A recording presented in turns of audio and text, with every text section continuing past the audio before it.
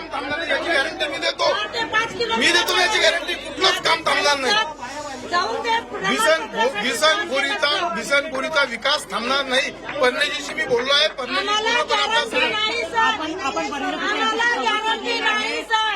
परिणय फुलकेची सकारात्मक आहे. ते पूर्णपणे आपल्याला मदत करतात आहे. विषय नाही. गॅरंटी नाही सर आम्हाला कोणाची नाही सर. कमीत कमी थोडे सांगून जा सर. नका उघडू सर प्लीज सर. आले बाहेर आले. साईड नाही थोडं साईड थोडं साईड थोडं साईड.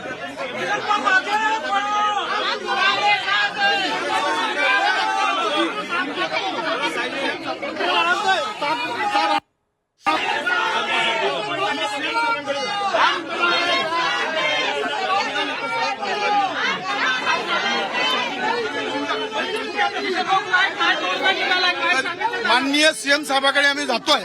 सीएम साहेबांनी पर्णजीशी बोलणं झालेलं आहे. आम्ही त्यांच्याकडे जातो.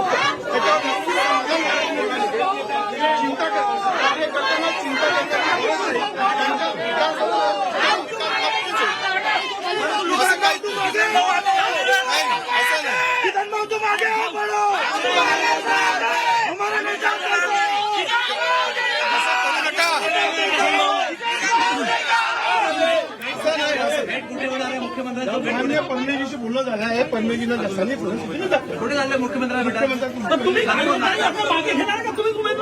तिथं गेल्यावर ठरवलं आणि असं कुठले अन्याय घडणार नाही.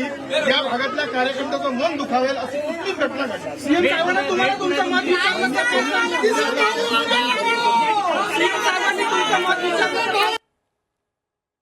मताची सहमत आहे. कार्यकर्त्याच्या भावनेचा आदर आहे. ही कार्यकर्त्याची मताची सहमत आहे. सीएम साहेबांनी तुम्हाला तुमचं मत विचारलं तर तुम्ही काय म्हणणार? काय नाही. मी कसं कार्यकर्त्याचं मत मांडीलच. आम्ही सोबत येतो जिथे तुम्ही तुम्हाला कार्यकर्त्याचं मत मांडणार आणि मला जाऊ देणार नाही. प्रकारचा किशन भाऊ तुम आगे बढ़ो.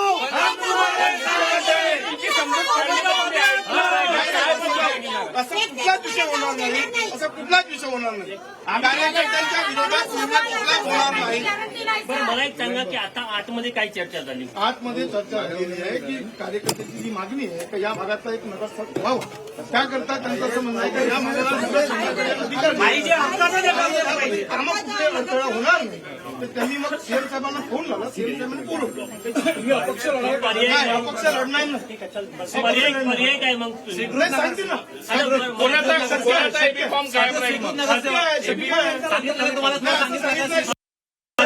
कसं मिळेल? नाही कसं मिळेल? तुम्ही जर वापस घेतला माझं काय म्हणणं आहे, पक्ष नेतृत्व ठरवेल. स्वीकृत नगरसेवक घेतील. या भागावर अन्याय होणार नाही हे नक्की. विकृत नगरसेवकचे नाही मिळालेलं नाही पण देतील असं मला तरी वाटते. आणि या भागावर अन्याय होणार नाही हे नक्की. चला मला कार्यकर्त्यांना विनंती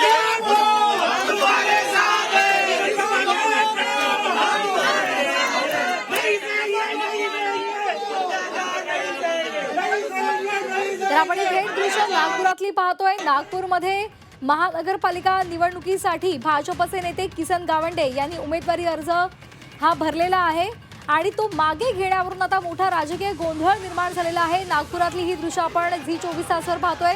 नागपूरमध्ये किसन गावंडे यांनी बंडखोरी केलेली आहे आणि त्यांना घरातच डांबलेलं आहे. कार्यकर्त्यांवर अन्याय होणार नाही असं आता माध्यमांसमोर किसन गावंडे यांनी सांगितलेलं आहे. त्यानंतर तिथनं सीएम साहेबांसोबत बोलणं करून या संदर्भातला तोडगा काढणार आहे. याच्यात बाकी सगळ्या कार्यकर्त्यांच्या भावना, दोन्ही भागातील अभ्यंगनगर आणि त्या भागातील कार्यकर्त्यांच्या भावना, हजारीपाडच्या कार्यकर्त्यांच्या भावना हे सीएम साहेबांना सांगणार आहे. आज जे झालेल्या सगळ्या गोष्टी, कार्यकर्त्यांचं मत सगळं सीएम साहेबांसोबत बोलून मग यामध्ये सीएम मुख्यमंत्री साहेबच याच्यात शेवटचा निर्णय देणार आहे. भाऊ, इतका आक्रोश होते आहे, कशी तुम्ही हे सगळी भावना समजून सांगणार आहे का? कुठल्याही परिस्थितीत जर दुसरा उमेदवार दिला तर आम्ही मतदान करू देणार नाही असंही जे आहे ते म्हणत आहे? नाही, असं काही हे नाही. या भावना आज ठीक आहे, शेवटचा दिवस आहे, कार्यकर्त्यांच्या भावना तीव्र आहे, पण हे कार्यकर्ता हे सगळे भारतीय जनता पार्टीचे सच्चे कार्यकर्ते हो हो भाऊ मनोनीत नगरसेवक द्याल का त्यांना कार्यकर्त्यांचं पाहून? नाही आता काही निर्णय असा झालेला नाही की त्यांना तिकीट देणार की नाही देणार. आता आम्ही पक्ष कार्यालयात चाललो, तिथनं हा निर्णय होणार आहे आणि तिथे कुणाला काय ऍडजस्ट करायचं ते तिथेच निर्णय होणार. विभागीय पक्ष मुख्यमंत्री कार्यालयात जात आहे. हा विभागीय पक्ष कार्यालय किसन गावडे हे इथून निघतील का बाहेर आता? निघतील माझ्यासोबतच ते येऊन राहिले. तुमची मध्यस्थी यशस्वी झालेली आहे भाऊ, तुम्ही तोडगा काढलाय. तुम्ही तोडगा आता निघणार काय आहे. मधला मार्ग काय विदर्भातले ती भूमिका आजही निभावली तुम्ही. नाही ठीक आहे. मधला मार्ग काही निघाला आहे का? निघणार आता आम्ही कार्यालयात जाऊन या मधल्या मार्गाचाच आम्ही चर्चा करणार आहे. नक्कीच आपल्या सोबत आहे परिणयजी फुके. परिणय भाऊ, संकट मोचक म्हणून तुम्ही भूमिका पार पाडली असं वाटतंय का? तर नागपूरमध्ये अर्ज माघारीवरून हा हाय व्होल्टेज ड्रामा रंगलेला आहे.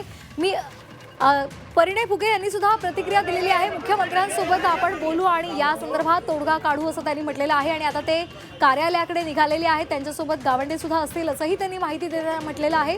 तसंच कार्यकर्त्यांवर अन्याय होणार नाही, मी अपक्ष निवडणूक लढणार नाही असंही आता गावंडे यांनी स्पष्ट केलेलं आहे आणि त्यामुळे आता त्यांचे समर्थक हे थोडे नाराज झालेले आहेत आणि त्यांनी आता गावंडे यांना घरातच डांबून सुद्धा ठेवलेलं होतं. नागपूरमधलं ही सध्या दृश्य आपण पाहतोय. गावंडे यांचे कार्यकर्ते आणि समर्थक आक्रमक झालेले आहेत. भाजपनं तिकीट नाकारल्यामुळे एकाच एबी फॉर्मवर 2 नावं दिल्यामुळे किसन गावंडे यांनी बंडखोरी करत अपक्ष उमेदवारी अर्ज दाखल केलेला होता. आज अर्ज मागे घेण्यासाठी 3 वाजेपर्यंतची मुदत आहे आणि त्यामुळे ते अर्ज मागे घेण्यासाठी निघाले होते कारण पक्षानं त्यांच्यावर दबाव आणलेला म्हणून. मात्र त्यांच्या समर्थकांनी त्यांना घरामध्येच कोंडून ठेवलेलं होतं. आता सध्या त्यांनी आपल्या समर्थकांशी आणि कार्यकर्त्यांशी संवाद साधलेला आहे. आपण या संदर्भात चर्चा करू आणि तोडगा काढू असं त्यांनी म्हटलेलं आहे.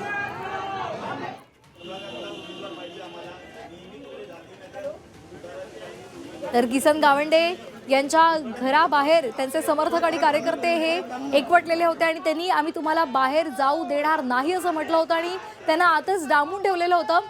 अर्ज मागे तुम्ही घ्यायचा नाही असंही त्यांच्या कार्यकर्त्यांचं आणि समर्थकांचं म्हणणं होतं. मात्र या सगळ्या हाय व्होल्टेज ड्राम्यानंतर आता किसन गावंडे हे म्हणाले की मी आता जातो कार्यालयात, तिथे चर्चा करतो आणि त्यानंतर या संदर्भातला निर्णय घेतो. पक्षाच्या दबावामुळे ते आज अर्ज मागे घेणार आहेत.